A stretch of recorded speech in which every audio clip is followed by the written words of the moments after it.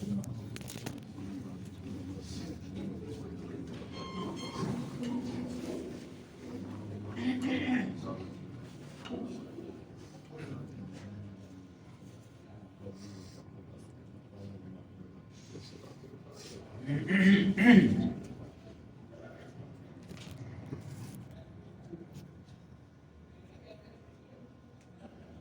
الحمد لله نحمده ونستعينه ونستغفره ونعوذ بالله من شرور أنفسنا ومن سيئات أعمالنا من يهده الله فلا مضل له ومن يضلل فلا هادي له وأشهد أن لا إله إلا الله وحده لا شريك له وأشهد أن محمدًا عبده ورسوله اللهم صل على محمد وعلى آل محمد كما صليت على إبراهيم وعلى آل إبراهيم إنك حميد مجيد اللهم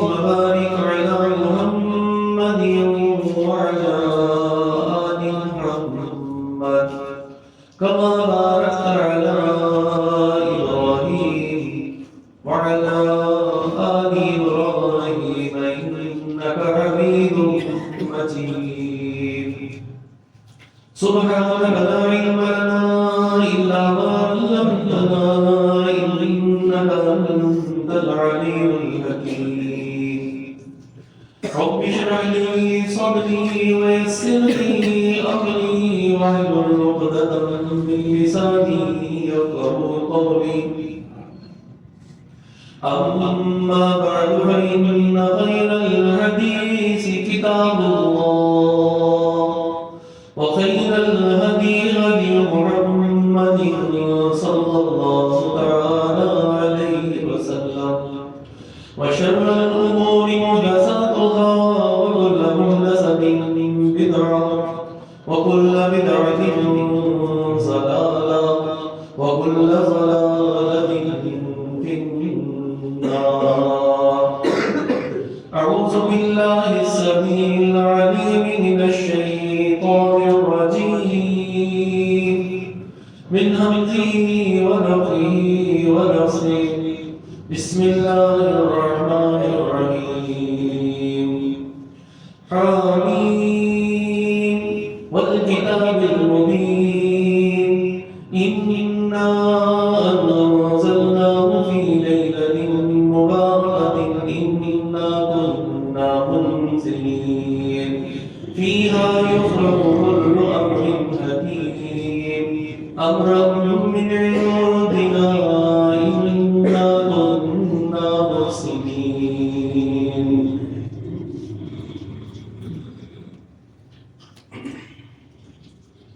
شعبان کا مہینہ جاری ہے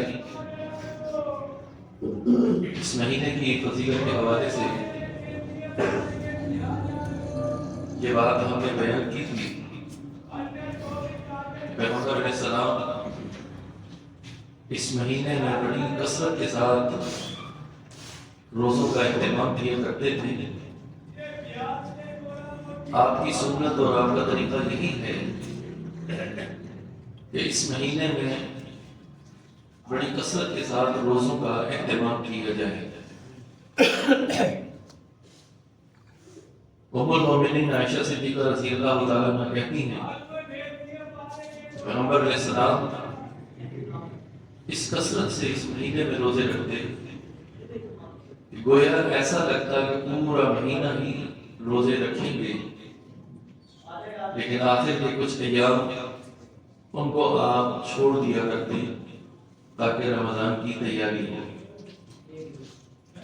پیغمبر علیہ السلام کی اس سنت پر ہمیں ضرور عمل کرنا چاہیے اور کچھ نہ کچھ روزے اس مہینے میں رکھنے چاہیے کم از کم 3 روزوں کا اہتمام تو ضرور کیجیے ایام 20 یعنی چاند کی 13، 14 اور 15 تاریخ، آج 12 ہے، کل سے 13، پھر 14 اور 15 تاریخ، یہ ایام بیس ہوتے ہیں۔ ان روزوں کا اہتمام ہمیں ضرور کرنا چاہیے۔ یہ بھی عرض کیا تھا کہ پیغمبر علیہ السلام کی سنت کو چھوڑ دینے والے وہ اپنے الگ راستہ اختیار کرتے ہیں، جو کہ ہر عبادت کے ساتھ ہمارے معاشرے میں عام ہو چکا ہے۔ عمومی طور پر لوگ اسے اختیار کرتے ہیں۔ اس پورے مہینے میں بھی کسی روزے کا اہتمام نہیں ہوتا، لیکن اپنے طور پر صرف 15 تاریخ کا روزہ مختلف قسم کی صحیح روایات انہیں پیش کر کے اس کی روشنی میں ایک روزے کا اہتمام کر لیا جاتا ہے، جو کہ قطعی طور پر پیغمبر علیہ السلام کی سنت نہیں۔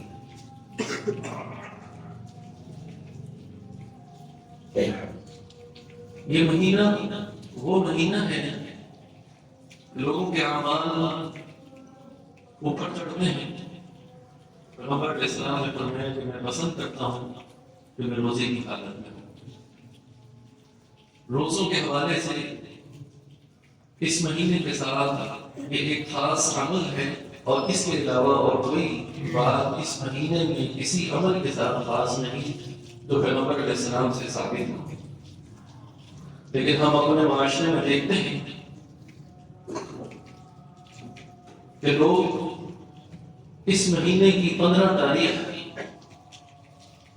اس کا خاص طور پر اہتمام کرتے ہیں۔ 15ویں تاریخ اس رات کو عبادت کرنا اور دن کو روزہ رکھنا، یہ عمل نہ پیغمبر علیہ السلام سے ثابت ہے اور نہ صحابہ کرام سے ثابت ہے، لہذا اس سے اجتناب کرنا چاہیے۔ اس 15ویں شعبان کی رات اسے شب برات یا لیلۃ المبارکہ کہا جاتا ہے، اور اس حوالے سے کئی باتیں معاشرے میں عام ہیں۔ لوگ یہ سمجھتے ہیں کہ لیلۃ المبارکہ یہ وہ شعبان کی 15ویں رات ہے، حالانکہ قرآن کریم کی انتہائی واضح دلائل کی روشنی میں یہ بات پتہ چلتی ہے کہ لیلۃ المبارکہ کون سی رات ہے۔ سورۃ الدخان کی جو آیت ہے، سورت کی چند آیات ہم نے آپ کے سامنے پڑھی، ان کو بطور دلیل پیش کیا جاتا ہے۔ اللہ رب العالمین کا فرمان، بسم اللہ الرحمن الرحیم، حامیم والکتاب المبین، یہ کتاب بالکل واضح اور انتہائی روشن۔ اللہ رب العالمین نے فرمایا کہ اِنَّا أَنزَلْنَاهُ فِي لَيْلَةٍ مُبَارَكَةٍ، کہ بے شک نازل کیا ہم نے اس قرآن کو لیلۃ المبارکہ میں۔ اِنَّا كُنَّا مُنذِرِينَ، بے شک ہم ڈرانے والے ہیں۔ فِيهَا يُفْرَقُ كُلُّ أَمْرٍ حَكِيمٍ، یہ وہ رات ہے کہ جس میں بڑے امور کا فیصلہ کیا جاتا ہے۔ یہ اللہ رب العالمین نے جو فیصلے کیے ہیں، ان فیصلوں کو نافذ اس طرح کیا جاتا ہے کہ ملائکہ یعنی فرشتوں کے سپرد وہ کام رکھ دیے جاتے ہیں، انہیں بتا دیا جاتا ہے۔ امر من عندنا، اللہ رب العالمین کے حکم سے، ہمارے حکم سے یہ سب کچھ ہوتا ہے۔ یہ لیلۃ المبارکہ، اللہ رب العالمین نے یہاں دو باتیں بیان کی، ایک بڑے امور کا فیصلہ، اور اس سے پہلے یہ بتایا کہ اس لیلۃ المبارکہ میں ہم نے قرآن کو نازل کیا. یہ قرآن کریم کا واضح فیصلہ ہے کہ قرآن جس رات میں نازل ہوا اس رات کا نام لیلۃ المبارکہ ہے. لیلۃ المبارکہ جس میں قرآن کا نزول ہوا وہ کس مہینے میں ہے؟ اس مہینے کا تعین بھی اللہ رب العالمین نے خود کیا. ہمارے اوپر فیصلہ نہیں چھوڑا بلکہ خود بتایا کہ یہ مہینہ کون سا ہے. سورۃ البقرہ میں شہر رمضان الذی انزل فیہ القرآن ہدی للناس وبینات من الہدی والفرقان. فرمایا کہ رمضان کا مہینہ ہی وہ مہینہ ہے کہ جس میں ہم نے اس قرآن کو نازل کیا. مہینہ کون سا ہے؟ رمضان کا. اور اس مہینے میں قرآن کا نزول ہوا کس رات میں ہوا؟ اس رات کو اللہ رب العالمین نے برکت والی رات، بڑی بابرکت رات قرار دیا. اور یہ رات کون سی ہے اس کا صحیح تعین بھی اللہ رب العالمین نے خود کیا. سورۃ القدر میں فرمایا بسم اللہ الرحمن الرحیم انا انزلناه في ليلة القدر وما ادراك ما ليلة القدر ليلة القدر خير من الف شهر. فرمایا کہ بے شک ہم نے اس قرآن کو لیلۃ القدر میں نازل کیا. یعنی یہ قرآن جس میں نازل ہوا اس رات کے دو نام اللہ رب العالمین نے ہمیں بتائے. ایک رات کا نام لیلۃ المبارکہ اور اسی ایک رات کا دوسرا نام لیلۃ القدر. گویا کہ لیلۃ القدر اور لیلۃ المبارکہ یہ ایک ہی رات کے دو نام ہیں جن میں اس قرآن کو اللہ رب العالمین نے نازل کیا. اور واقعتاً یہ رات لیلۃ القدر کی رات بڑی ہی بابرکت رات ہے. اس رات کی برکتوں اور اس کی فضیلتوں کے بارے میں اللہ رب العالمین نے فرمایا کہ لیلۃ القدر خیر من الف شہر. یہ وہ رات ہے کہ جو اس رات میں عبادت کرے تو گویا 1000 مہینوں کی عبادت کا ثواب اسے ملتا. 1000 مہینوں کی عبادت کا ثواب کس کے لیے؟ جسے یہ بابرکت رات جسے لیلۃ القدر بھی کہا گیا ہے، جس میں قرآن کا نزول بھی ہوا ہے، جس میں فرشتوں کا نزول بھی ہوتا ہے. تنزل الملائکۃ والروح فیہا بإذن ربہم من کل امر. اس رات میں فرشتوں کا نزول بھی ہوتا ہے اور اللہ رب العالمین کی طرف سے بڑے امور ان کو بھی انجام دیا جاتا ہے. اس کے اندر کوئی شک و شبہ والی بات نہیں. یہ تو قطعی قرآن کا قطعی فیصلہ ہے. رات ایک ہی ہے، اس کے نام دو ہیں. اور جو بابرکت رات ہے اس رات میں قرآن کا نزول ہے. قرآن کے نزول کے ساتھ اس رات کے ساتھ جو ہے سارے امور وابستہ. لیکن بہت سے لوگ لیلۃ المبارکہ کو الگ اور لیلۃ القدر کو الگ قرار دیتے ہیں. قرآن کریم کی روشنی میں یہ ایک ہی رات کے دو نام.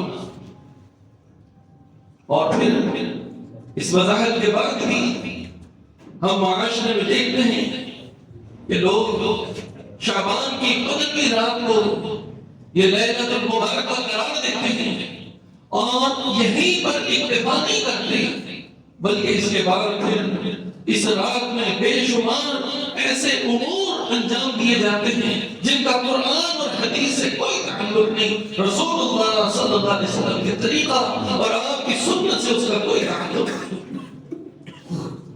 آپ دیکھ لیجیے یہ معاشرے کے اندر رائج اس قسم کے سارے کام سب سے پہلے تو اسے عید کی طرح پورے اہتمام سے منانا.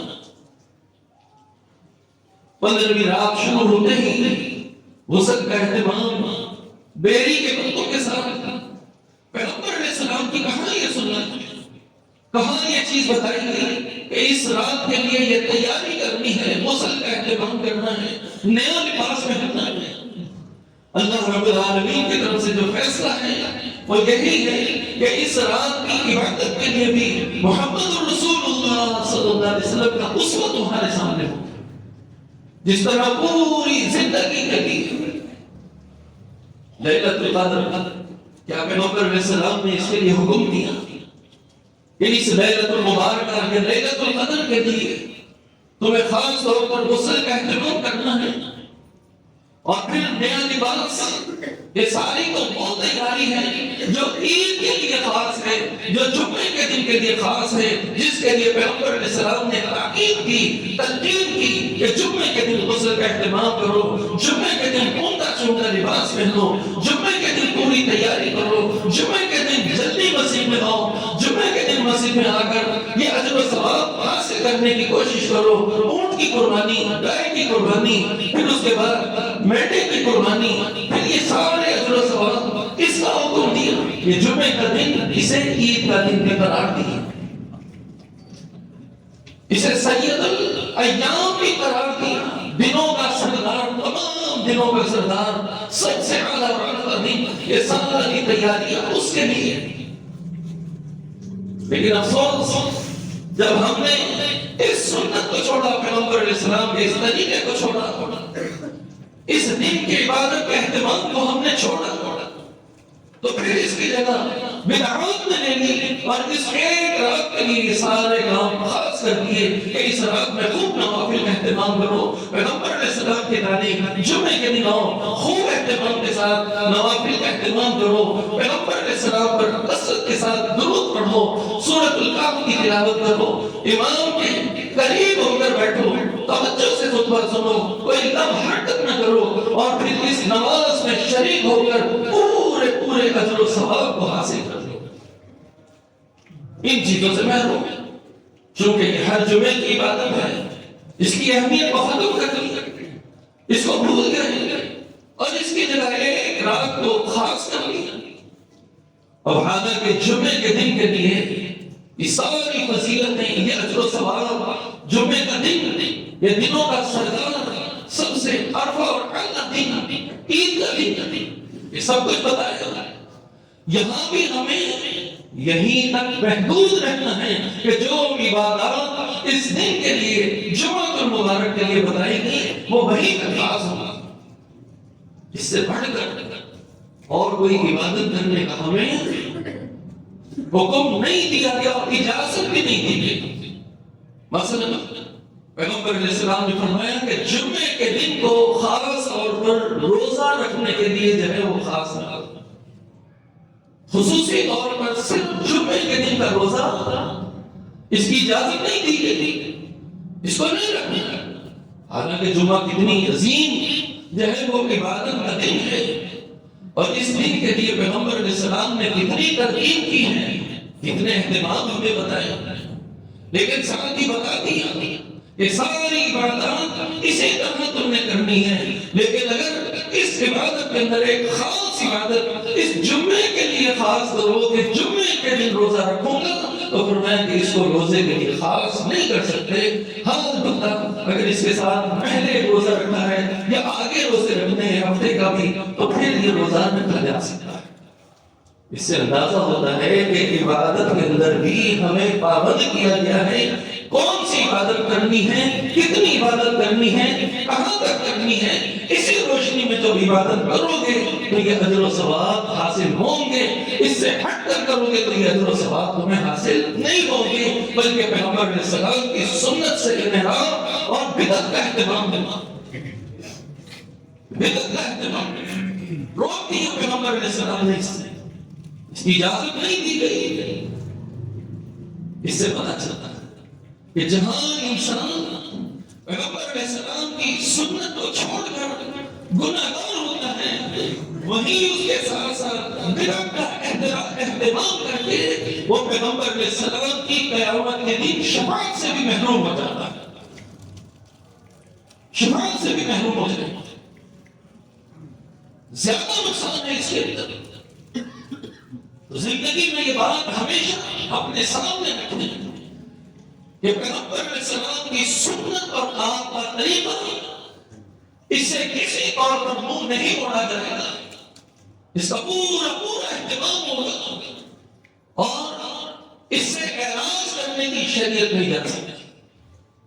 اسی طرح پیغمبر علیہ السلام نے یہ بھی بتا دیا کہ کسی ایک رات کو خاص طور پر عبادت کا اہتمام کرنا اس کی بھی اجازت نہیں دی۔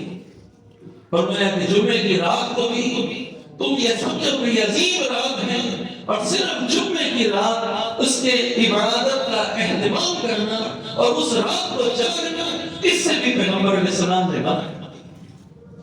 گویا کہ آپ کی سنت اور آپ کا طریقہ یہ ہے کہ اپنی طرف سے کسی دن کو خاص سمجھ کر اس میں عبادت کا اہتمام یا کسی رات کو خاص سمجھ کر اس کا اہتمام، جبکہ پیغمبر علیہ السلام نے اس کو اختیار نہیں کیا، آپ کے صحابہ نے اسے نہیں لیا، اس سے اعراض کرنا چاہیے، اس سے منہ موڑنا چاہیے اور اس سے بچ کر رکھنا چاہیے۔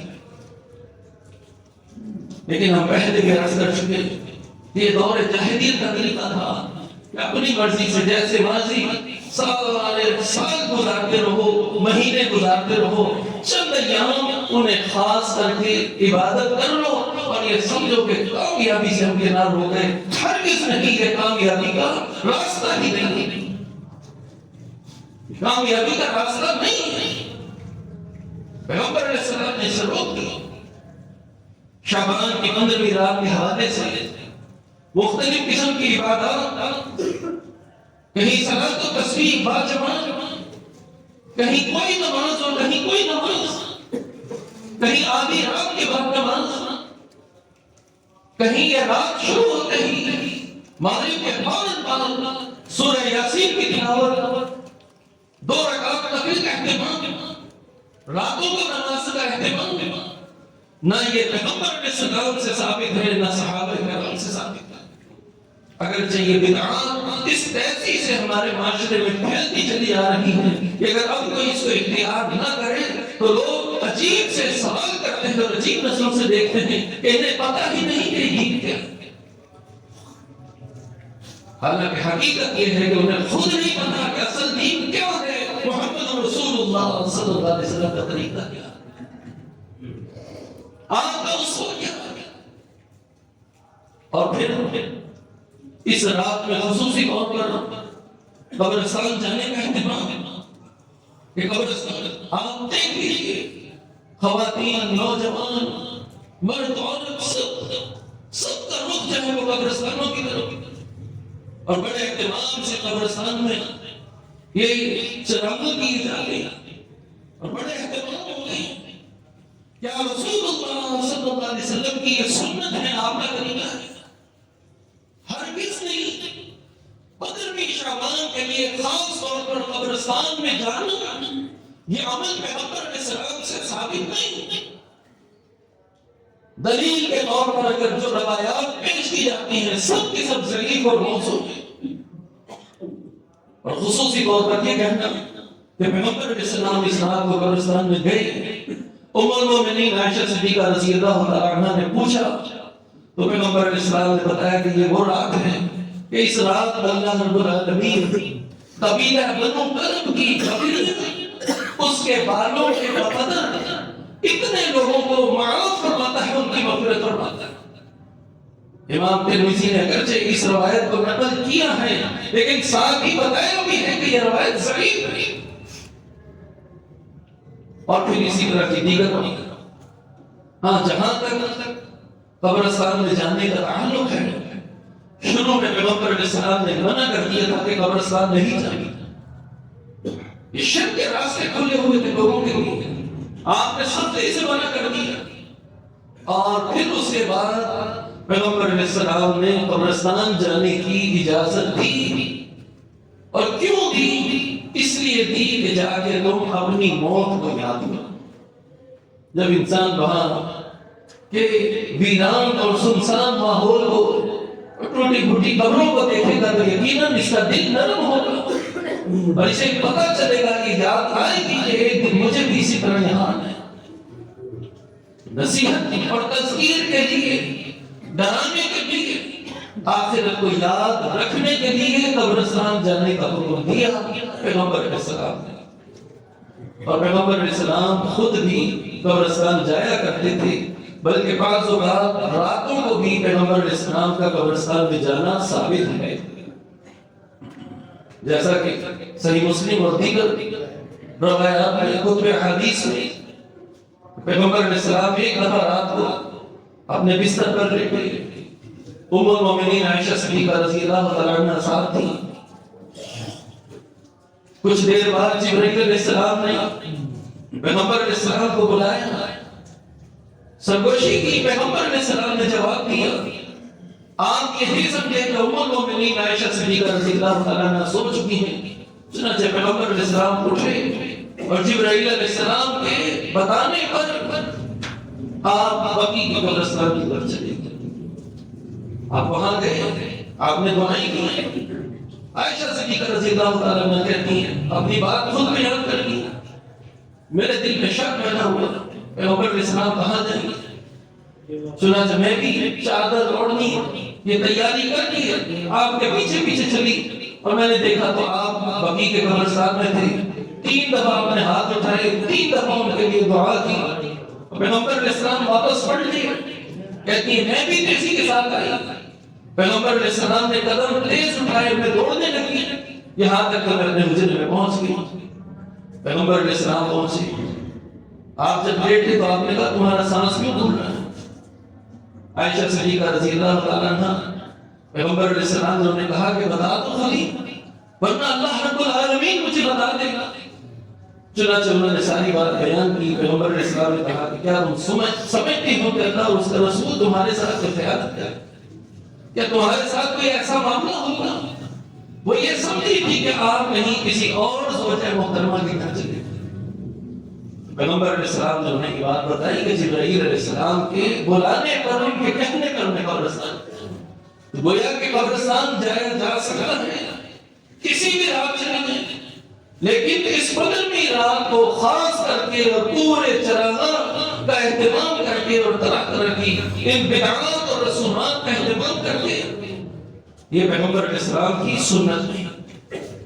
اس رات میں دیکھتے ہیں کہ بہت سے لوگ خواہ بازاروں میں نکل گھومتے پھرتے ساری رات چاہے وہ گھوم پھر کر، اگرچہ عبادت کا اہتمام نہیں لیکن ویسے ہی نوجوان گھومتے پھرتے نظر آتے، اعراض کرنا چاہیے، بچی اس رات کے حوالے سے طرح طرح کی باتیں پیش کی جاتی ہیں، اللہ رب العالمین آسمان دنیا پر نزول فرماتا ہے، اپنے بندوں کی بخشش کرتا ہے، یہ بات کوئی اس 15ویں رات کے لیے تو خاص نہیں بلکہ اللہ رب العالمین تو ہر رات آسمان دنیا پر نزول فرماتا ہے، ينزل ربنا تبارك وتعالى كل ليلة إلى السماء الدنيا حتى يبقى ثلث الليل الآخر، ہم نے شارٹ کٹ راستہ اختیار کیا، اللہ کی عبادت سے اعراض کیا، اپنے طور پر بس یہ سمجھ لیا کہ اس ایک رات کے لیے خاص ہے، حالانکہ اللہ رب العالمین ہر رات آسمان دنیا پر نزول فرماتا ہے اور اپنے بندوں کے بارے میں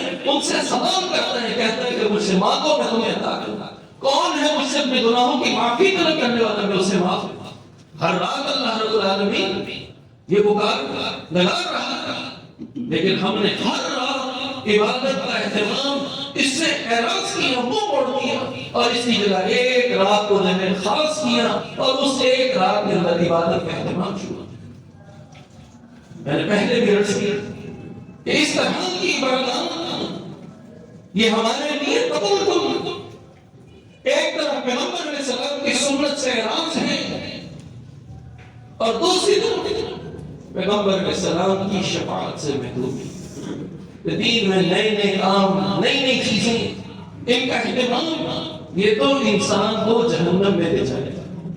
پیغمبر علیہ السلام اپنے ہر خطبے میں یہ نصیحت کی، اما بعد فإن خير الحديث كتاب الله وخير الهدي هدي محمد صلی اللہ علیہ وسلم۔ فرمایا کہ یہ بہترین راستہ، بہترین جو طریقہ ہے وہ کون سا ہے، بہترین بات وہ کون سی ہے، وہ ہے جو محمد رسول اللہ صلی اللہ علیہ وسلم کے طریقہ۔ جو بہترین بات اللہ کی بات، اللہ کی کتاب، اللہ کا کلام اور بہترین راستہ وہ محمد رسول اللہ صلی اللہ علیہ وسلم. اس کو چھوڑا تو اس کے بالمقابل جو کچھ بھی ہے وہ شر ہے، برائی ہے. وشر الامور محدثاتها، تمام کاموں میں بدترین کام وہ ہے جو نیا دین میں ایجاد کیا جائے، جو رسول اللہ صلی اللہ علیہ وسلم کی سنت نہ ہو، جس پر صحابہ کا عمل نہ ہو. یہ سب سے برا کام ہے تمام کاموں میں، چاہے اسے عبادت کا نام دو، چاہے اسے کوئی اور بھی. وَكُلُّ مُحْدَثَةٍ بِدْعَةٍ وَكُلُّ بِدْعَةٍ ضَلَالَةٍ وَكُلُّ ضَلَالَةٍ فِي النَّارِ. فرمایا کہ ہر نیا کام یہ بدعت ہے، اور ہر بدعت یہ ضلالت ہے، گمراہی ہے، یہ سیدھا راستہ نہیں ہے. اور یاد رکھیے کہ ہر گمراہی، ہر ضلالت یہ انسان کو جہنم میں لے جانے والی ہے. انسان عبادت سمجھ کر وہ کام کر رہا ہے، لیکن وہ کام عبادت نہیں، پیغمبر علیہ السلام کی سنت نہیں، بلکہ وہ بدعت ہے، نیا طریقہ ہے، نیا راستہ ہے، نیا کام ہے. یاد رکھیے کہ سب سے بدترین کام ہے اور جہنم میں لے جانے والا. اس حدیث کو بھی ہمیں یاد رکھنا چاہیے. اکثر سنتے رہتے ہیں قیامت کے دن پیغمبر علیہ السلام کے پاس حوض کوثر پر آپ کی امت آئے گی، آپ اپنے ہاتھوں سے انہیں حوض کوثر کا پانی پیش کریں گے. ایک گروہ آئے گا، فرشتے انہیں روکیں گے، پیغمبر علیہ السلام کہیں گے انہیں آنے دو، ان کو آنے دو.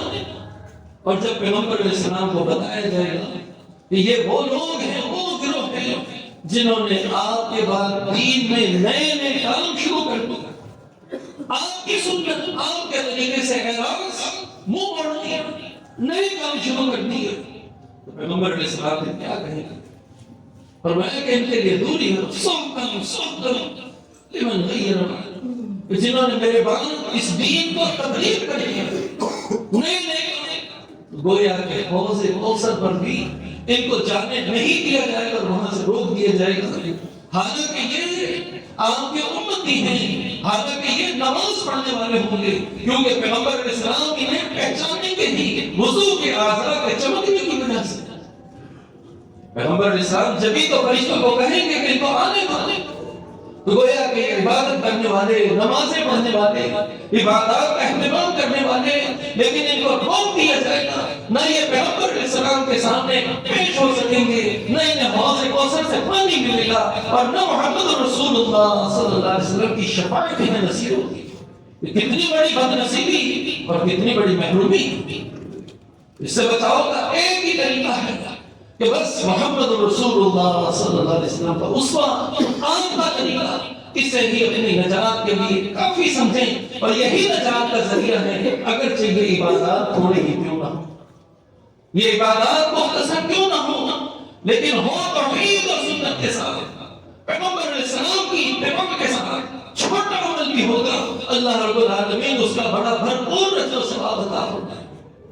اور اگر اس سے ہٹ کر ہوگا، پھر چاہے وہ پہاڑوں جیسے اعمال ہوں، ان شرائط کو پورے نہیں اترتے. اللہ رب العالمین کا فرمان ہے عاملۃ ناصبہ تصلی نارا حامیہ، انہیں الٹا کر کے جہنم کی آگ میں، ان کے لیے تباہی اور بربادی ہے، جہنم کا گڑھا.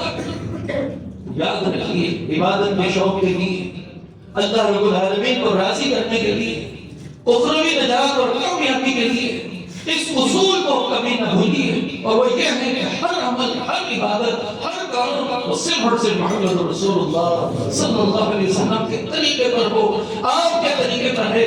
چھوٹا سا عمل بھی ہے، انشاءاللہ وہ نجات کا ذریعہ بنے گا. اس کے برعکس پہاڑوں جیسے اعمال ہو اور پھر انسان ساری زندگی انہیں کرتا رہے، لیکن یہ سارے اعمال ضائع ہو جائے کے برباد ہو جائے.